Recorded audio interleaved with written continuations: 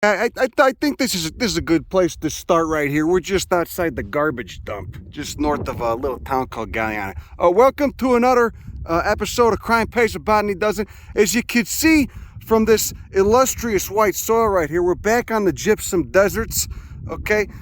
High gypsum areas, calcium sulfate, a lot of calcium sulfate erotica going on right here, as you can see from that soil. Well, it's not really a soil, that substrate that just looks like a barren salt block, you know, like something you'd put out for the damn deer if you live in a rural area. And of course we got all these cool gypsum endemic plants growing here. This is not one of them, but we'll start off with this anyway. Rus muelleri, a sumac if there ever was one. You can see it's got some fruits on there. Okay, doesn't have the pinnate leaves like many of the sumacs do, but it does have that distinct venation that many of the members of Anacardiaceae, the poison oak and mango family, have. There's those fruits right there. You can see not all the flowers got pollinated, only a couple of them did. I'll probably take some of those, try to grow them. I've seen this actually in the UC Botanic Garden before. Pretty banger of a plant. Got a nice mimosoid pea right there. Looks like it might actually be a mimosa. Look at those little spherical umbels, pinnate leaves. And where are the thorns at? Always got to pay attention to where those thorns are at. Are they at the nodes or in between the nodes? Looks like they might be at the nodes. I don't know. Could also be a Senegalia. Ah, shit. Just got me. Got some nice agaves here. We also have our friend Dahlia Feliciformis, which is soon to be placed in a new genus. I guess it came out pretty distinct in the taxonomy. Look at those fuzzy calyces, pink pea flowers. Look at it. Banner wings and keel. Look at those calyces though. And of course, it's got the newer flowers still have those bracts on them. Well, actually, I guess they must all came on. No, those the top ones got those glandular bracts. There's the foliage down there, and of course you got a massive taproot, you know, about the size of two thumbs together. That's why they're flowering in such a dry area. They got that, despite there being no rain, they got enough energy reserves stored up in that tuberous root. Look at it. That's actually a brick of gypsum. Look at it. Calcium sulfate, remnants of an ancient sea. And as that sea receded, it left all these evaporite minerals in the area, and they just precipitated out of solution as the water evaporated, and we got the gypsum. Of course, gypsum dissolves pretty readily in water, much more readily than limestone, but you get gypsum co-occurring with limestone quite often. Gypsum's calcium sulfate, limestone's calcium carbonate. Look at this, another gypsum endemic, Verbicina hintoniorum, named after George Hinton, who I guess was a guy, Mexican guy that was botanizing here for, I think he's still alive, I don't know. But you can see it's just coming back from that perennial rootstock. There's the old inflorescences, remember the Asteraceae. Wouldn't be Mexico if there wasn't trash on the side of the road. A lot of trash. And here we go. Here's a species of Mortonia I haven't seen before. Flowers aren't open yet, but there's last year's or last season's fruit. Very distinct. Celestraceae. Celestraceae is the family here. Quite a few Mortonias we get. Quite a few in Texas too. And quite a few down here. Mortonia greggii we get in Texas, and it's rare up there. It's common down here. You get those imbricate leaves. There's a really cool one in the Mojave Desert. I think it's Mortonia utahensis. But yeah, still a little early for the flowers there, but they're kind of cream colored when they pop off. Of course, Yucca carnerosana. Maybe it's a young one. Maybe it's just growing dwarfed because it's growing on the gypsum, on a nutrient-poor gypsum. Here's a plant, which is a real banger. Member of a genus we get in the United States. There's the seeds right now. They're probably not mature yet, but if they are, I might try to take them. This is a member of the rose family, Rosaceae. The flowers look like roses. This is Persia Placata, and you can see it's just doing fine on the gypsum. Probably a limestone gypsum endemic. You're probably not going to see that growing on volcanic soils anywhere. There's those leaves. You can see they got trichomes and scales all over them and what the shit. And of course, being a Persia, like many members of the rose family can have, they've got those little feathery plumose achenes, single-seeded fruits. Then we got a member that's a member of a family that's no stranger to gypsum. A member of the family Boraginaceae. Looks like a species of Techilia. Look at it. Look at those little... See that? Look at the 5 petals together with a little... a popcorn flower. The little yellow hole there, right there in the center. Almost looking like a woody cryptantha. Look at those lanceolate leaves. Glaucous. Covered in some wax. You got some hairs on there too. But a subshrub. What a weirdo. I wonder how big they get. I bet they get pretty big. A lot of members of Boraginaceae, you know, the Namas, the Techilias, they could be very tolerant to this shitty gypsum soil.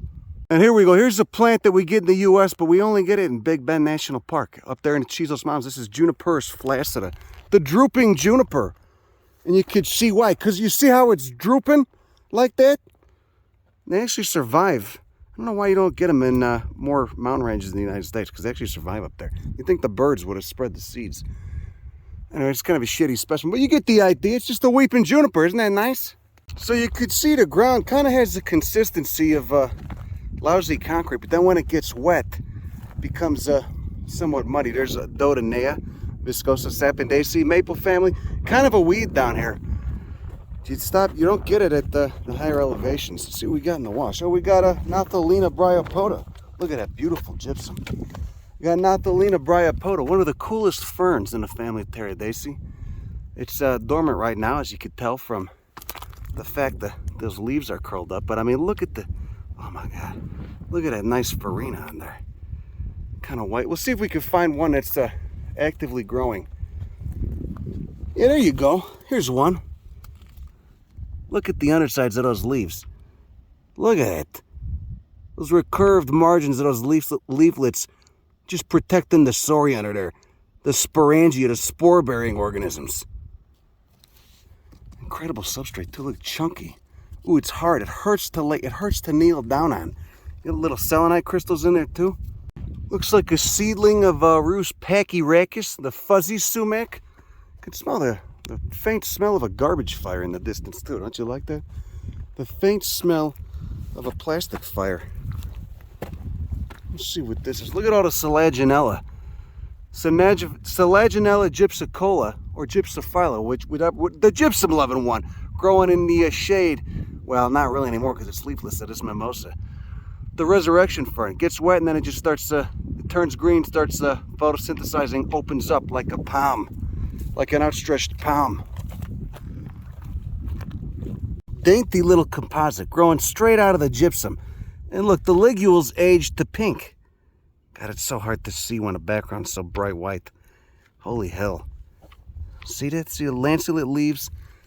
You got your Brachialia. I'm pretty sure it's a Brachialia right there. And of course your agave right there. Just sending out pups. Mean spines, very thin. Very odd for an agave, is it not? Okay, this is nice. This one, it's not that big. It's tiny as hell, but it's a member of the phlox family. And they do get pretty cool. Look at those blue anthers on there. Look at it. Polemoniaceae is the family here. You get quite a few members of this genus. I just knocked the only other flower off. You get quite a few members of this genus in the Mojave as well. You could see, look at it. Just a tiny little shit. Look at it. Do you see the calyx on there? Isn't that nice? What the shit? The blue anthers, though. That's a nice touch. You know, it's a small plant. I've seen them a lot bigger. Well, they don't get too big. Maybe like, you know, maybe the size of a grapefruit. But still, the flowers are a banger, especially when you get them up close in a macro.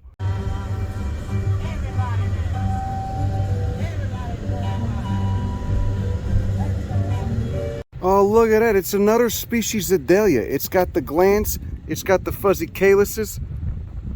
See that? You see the glands on there? See the glands? Good giveaway for a Morphiae tribe of the P family Fabaceae. It's got the pinnate leaves, but it's a small tree. It's like a large shrub, small tree, whatever. There's one back there that's about, I don't know, 8 feet tall. Real nice. You get the banner wings and keel. Let's get a nice money shot of those flowers. So anyway, I stopped to take a leak. We're pissing here on the side of the road. We're down at about 4,400 feet elevation. We've dropped about 1,000 feet. The gypsum has disappeared, but you can still see the sedimentary marine rocks, okay? So that gypsum was being deposited at a time, probably those gypsum rocks are younger than these right here. You can see that they're dipping. That would be southward, I guess. So the gypsum was deposited at a time you know, as the ocean that these were deposited in was receding and kind of drying up, evaporating with the shit. Look at these little pencils of shale, though. Just mudstone. Isn't that nice? Look at that. Huh? And you get some really cool Ariocarpus growing on this kind of stuff. This is this mudstone, these composted shales and what this shit. Well, they're not compost. I don't know why I threw it in there. But you get what's going on. They're degrading and eroding. It's decomposing shales. You get a lot of the Ariocarpus that come up on substrates like this, just filled with the talus. And they're already a gray cactus. They got the gray epidermal tissue with the cuticle on it. And they're starting to resemble these kinds of leaves. Let the ATVers by real quick, you know? I'd rather be around Mexican ATV. Well, nah, I take that back. They're equally obnoxious no matter what country you're in. Anyway, so you could see these wonderful layers of strata. You got some rustity colors in there, some oxidizing iron and what the shit. And then it kind of turns into more of a sandstone up there. But these shales are nice. Like I'm saying, there's, you know, Ariocarpus species. You'll see some of them, like Ariocarpus scaphirostris, that grow in this kind of mudstone. They blend right in. Their leaves resemble these goddamn talus piles. Eroding out of it. All just eroding out. Look at it. Look, see how it happens? Huh? See how it weathers? So again, why I'm mentioning this is because we see how geology influences plant life. You get a plant that comes to mimic this kind of shale mudstone, and you'll see it later on. But either way, you know, that plant wouldn't look like this. Wouldn't look like the way it does, obviously, if it didn't grow up on that mudstone. If it didn't evolve on that mudstone. Nice. Okay, so we pulled over on the side of the road to look at some rocks again. We got our Echinocactus platyacanthus up there. Our big biznaga, old boy. Hey there, old boy, how's it going? And we got all these wonderful layers of strata, okay? Draping the side of the road like a tapestry, okay? We've been listening to, como se dice, smooth shit on the radio, you know, some of that old R&B, you know, which I guess in Spanish you would say mierda suave, okay, which is, I guess that works. There's a young Echinocactus platyacanthus. And down here we have our old friend, Euphorbia Anti-Syphilitica, which we do get in West Texas, but these specimens look much healthier. Oh my God, is that a fruit? Look, it's a fruit on one. I've never actually seen a fruit on one of these. Or flowers. I saw flowers for the first. I've been around this plant for years. First time I saw flowers was in a canyon close to Monterey 2 days ago. So it's just, you know, healthier population. We also, another plant we get in South Texas, Nahuatlia, formerly Gocnaria, Hypoleuca, remember the Asteraceae. So this is a member of the sunflower family. This tree right here, you rarely see them this big in South Texas. I don't know, because most of the habitat's been cleared to make way for Panda Express and what the shit. See a lot more of that in the future. But it's called Hypoleuca, which just means silver leaves, and you can see why it's called that. See that? Look at it. Great plant.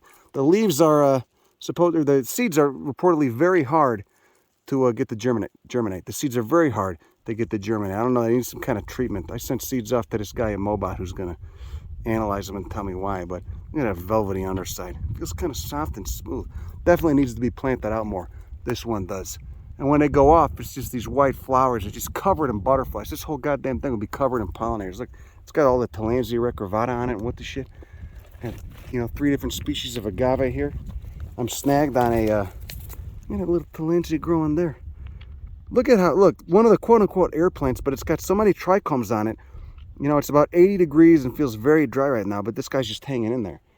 Okay? Look, I still can't get over that. Look, the fruits. Do you see the fruits on there? Look at that red. Must be bird dispersed. Probably bird dispersed. Look at that. Look at how healthy it looks right here. God, I can't get over it. Just a little green broom. Well, it turns red too if it's light stressed. And then there's those flowers. Cyathea. It's an inflorescence. That's not just one flower. That's the Cyathea. See that? You get the style right there in the center. 3-branch style. Each branch with 2 lobes. And then all those, that stamen, that individual stamen is actually a single flower. Must be producing nectar in there. Because I just seen some sort of damn weird beetle or bug or something on one of them. Used to be used for making soap too. See, and it bleeds the latex when you cut it. See, it bleeds that nasty milky sap breaking out. Just going right into the ground. They spread by a colony, by a clone. All right, let's keep moving on. Oh, this is nice. I've seen this in Sonora, but I haven't seen it here. Look, it's one of the few milkweeds that's got the woody tissue above ground. It's not an herbaceous perennial. It doesn't just have vegetative parts that die back every winter.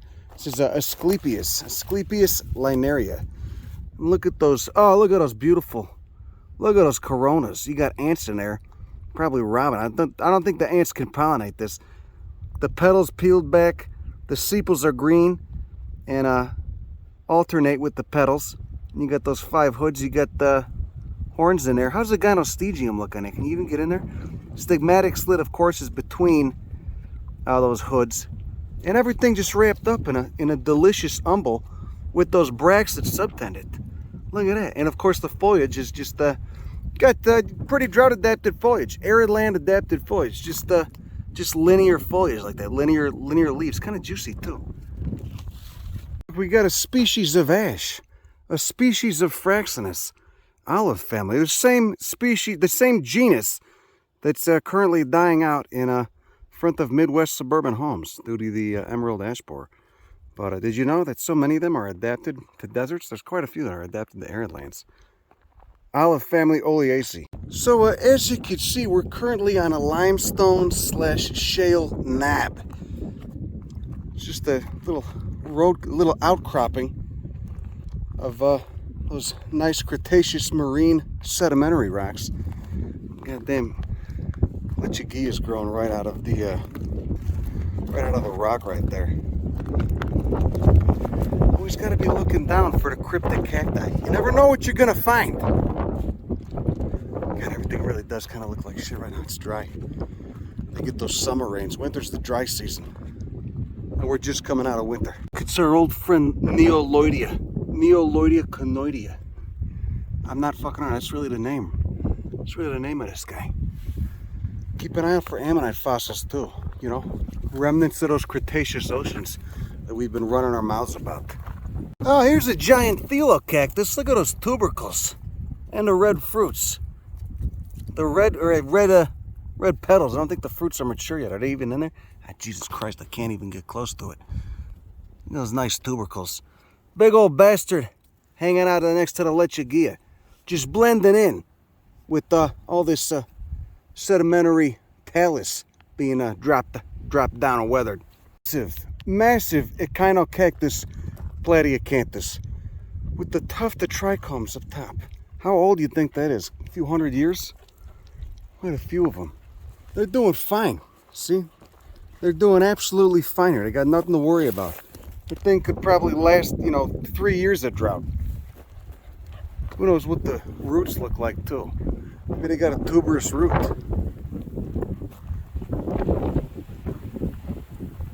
See, look at it. You can see how big the roots are on some of these. I don't even know what this is. It's dead. But you can see how big the roots are on some of these shrubs here. Shrubs and trees. Oh, that cloud. The sun's going behind a cloud. So good for the light, and it feels so nice too. You can see that's how they adapt. That's an adaptive benefit. A lot of these plants here, the perennials at least, probably have... Oh, there's that sun again. Holy shit, I'm cooking. A lot of these plants, at least the perennials, have those massive storage roots underground. Okay, so right here we got another member of the rose family. This is a member of the genus Ariocarpus.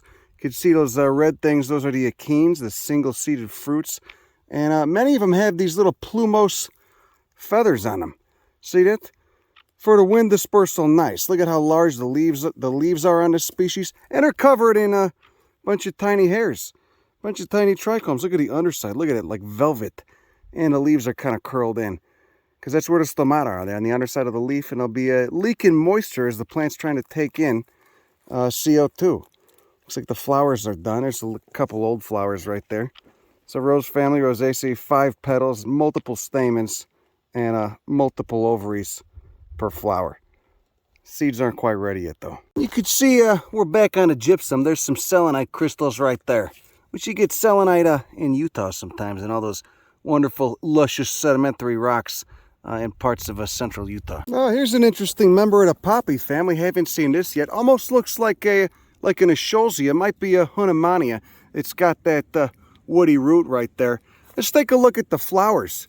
Oh yeah, look at the ovary. Look at those multiple anthers in that central ovary. And again, it's like a giant Escholzia, like a giant California poppy. But whereas California poppy is an annual, this has a persistent woody root, so it's a perennial. So notable, look at that intense farina it's got on it. that wax that just rubs off so easily. There's those fruits right there. Just like just an elongated pod, just like a California poppy. That massive ovary with how many dozens of seeds inside. And there's the old stigma.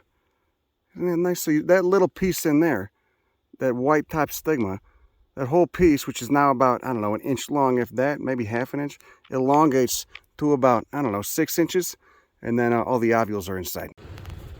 Ah, yeah, here we go. Here's a much more illustrious and robust Hunnemania.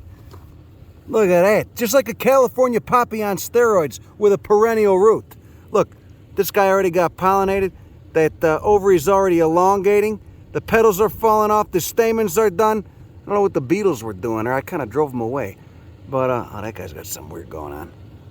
Wonder what kinds of alkaloids are in this. Many members of the poppy family have alkaloids that can be quite toxic, you know, somewhat medicinal in some cases if you put it in your ass, and toxic in other cases. It's a fine line. Anyway, we only get this in one spot in the United States, and that's right on the Rio Grande at the west end of Big Bend National Park. Look at that. We got a Hebecarpa, Polygalaceae, order Fabalis. They look like pea flowers, but they're not. They're in a different family.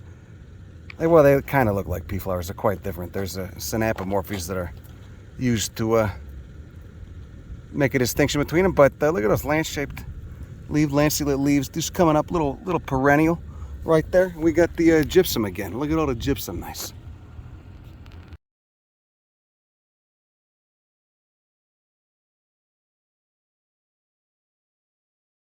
Well, anyway, I wanted to show you a really cool plant that grows here, but it appears they've all been poached.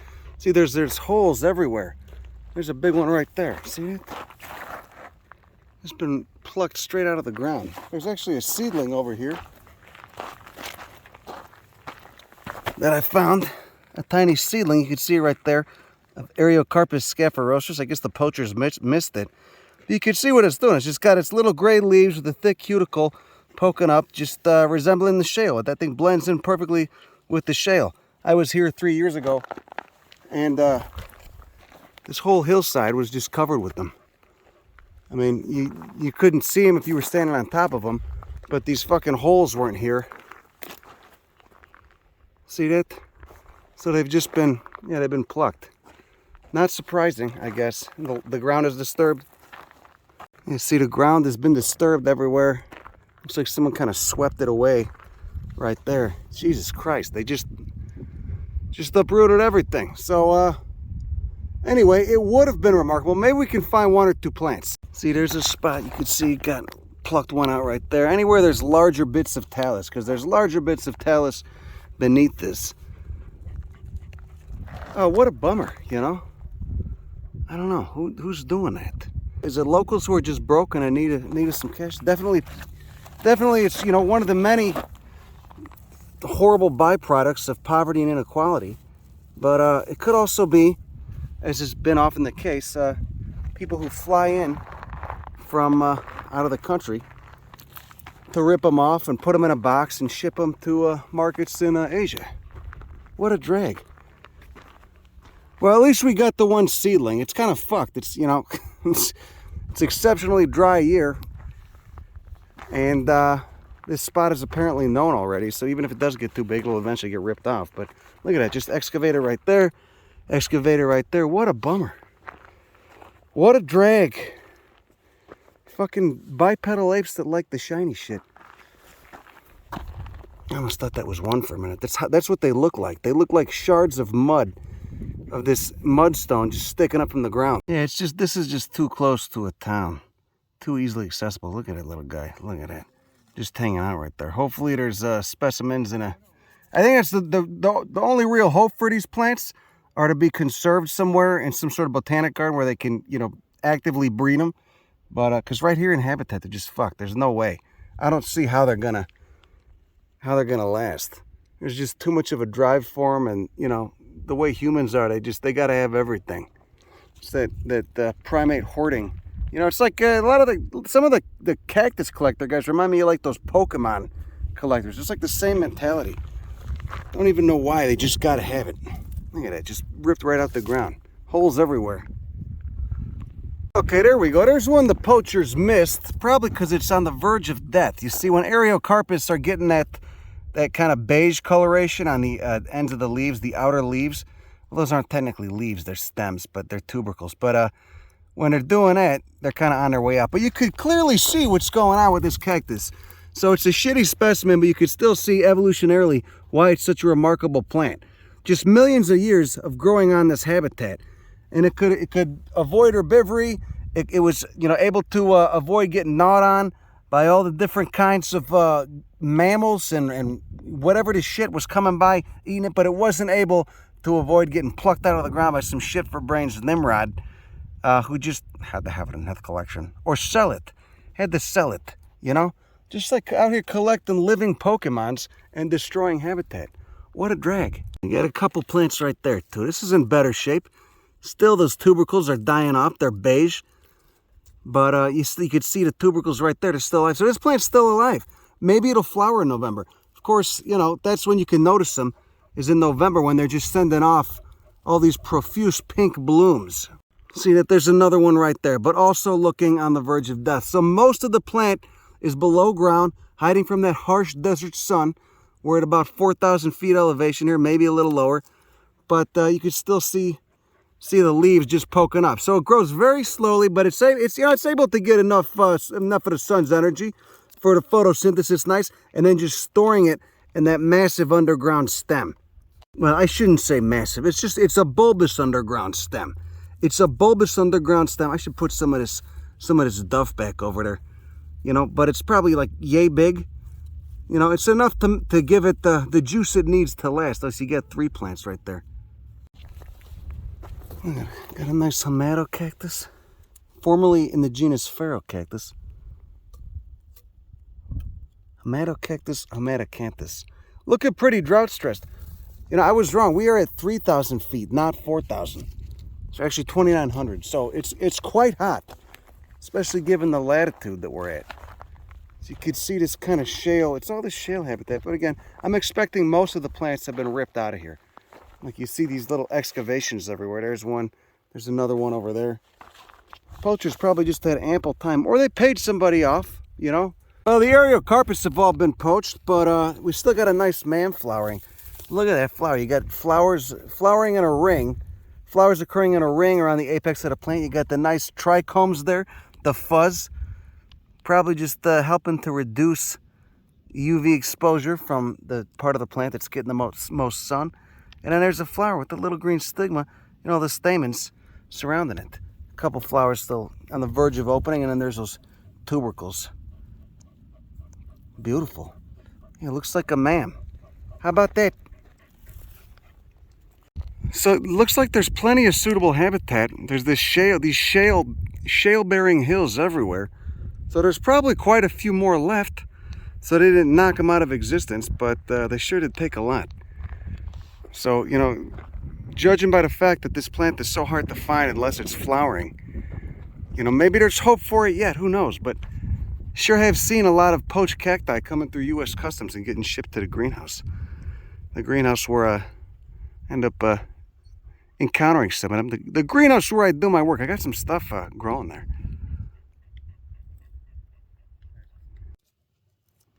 Just experts at hiding. All right. Masters of crypsis, masters of mimicry, all the result of evolution, millions of years evolving on this substrate in this climate. You got the succulent tubercles, the succulent stem projections, and you got that gray pigmentation or lack of pigmentation thereof that resembles the chalky shales.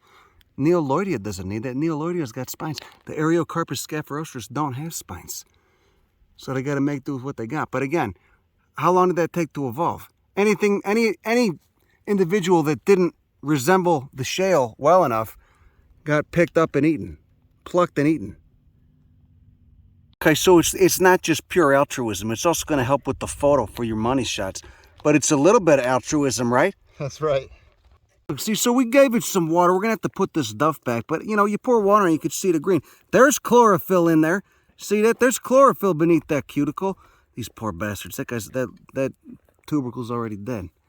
So 3 plants here total. God, How do they do it? It's crazy. All the shit these plants have made it through, they couldn't make it through Western civilization. Many of us won't, maybe though, huh? You know, you get fucking primates thinking this way. It's a whole death cult, man. You know, at least elements of it. Not all of it, but a lot of it. And we just put the little rocks back around them. All right, till next time. Hopefully you guys are still here in a couple years, guys. I could spend hours dicking around here and looking for more of them. There's got to be some that the poachers missed. But the cops told us this area's kind of hot. I don't want to get kidnapped or get my shit jacked. So we're gonna make pretty quick and get out of here.